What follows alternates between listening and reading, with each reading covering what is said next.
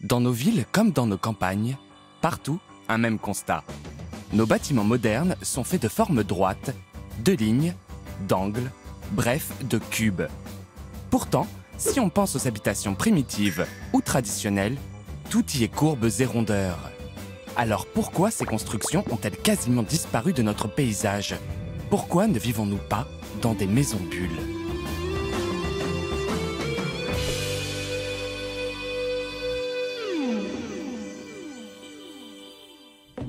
Ici, c'est Mainzier, paisible village savoyard.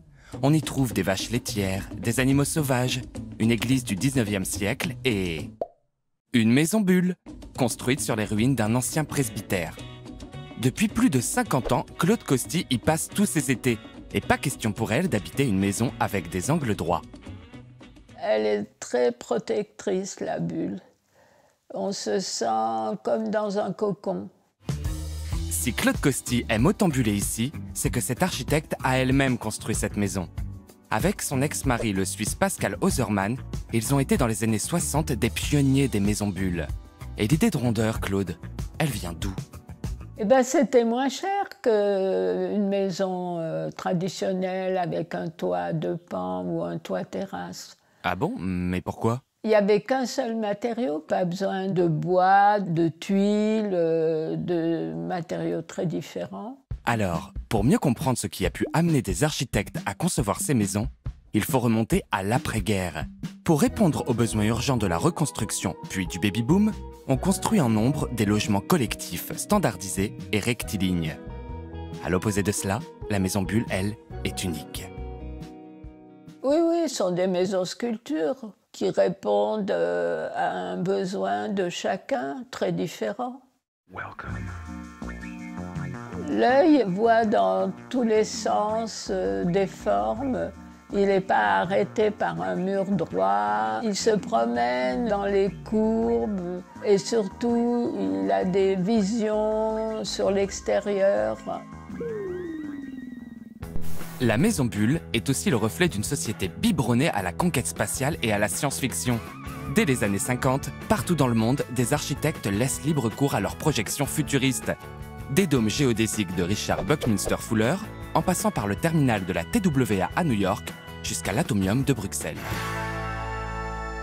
Ce qui est très amusant avec les maisons bulles et avec la volonté de leurs architectes, c'est d'être à la fois complètement inspiré par l'architecture primitive, les cavernes, par exemple, l'architecture traditionnelle ronde, comme les igloos, les bories provençales.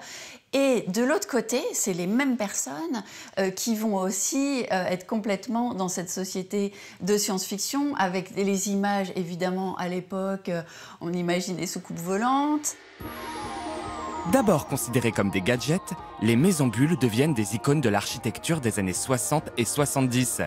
À l'image du spectaculaire Palais Bulle, une grappe de sphères suspendue au-dessus de la Méditerranée, signée Antilovag. Il nous explique pourquoi les ronds c'est mieux que les carrés, avec une boîte d'allumettes. Le classique, orthogonal, pour moi c'est une agressivité, parce que la lumière accuse les arrêts, crée des angles. Et pour moi, c'est une agressivité. En France, une quarantaine de maisons bulles sont érigées par des architectes reconnus et des dizaines par des autoconstructeurs. Un peu partout en Europe, les bulles prolifèrent au point d'infuser la pop culture dans le monde entier. En France, on a évidemment la maison des Barbapapas. Maman, tu ne trouves pas qu'elle est belle? Là, au moins, on est chez nous et les enfants sont bien contents. Mais il va y avoir aussi une influence importante dans le cinéma, parce que si on se souvient bien, la maison de Maître Yoda dans Star Wars, c'est une maison bulle. Mais cette bulle pop va être de courte durée. En 1973, le premier choc pétrolier va soudainement faire passer ces bâtiments énergivores de l'avant-garde à la désuétude. Et le durcissement des normes sifflera définitivement la fin de la récré. À partir des années 70, pour obtenir des permis de construire, ça a été extrêmement compliqué et ça s'est même bloqué. Et donc finalement, la liberté de ces maisons bulles ne sera plus réellement comprise. Et pourtant, 50 ans plus tard, la plupart de ces constructions sont inscrites ou classées aux monuments historiques, comme la maison de Claude Costi à Mainziers.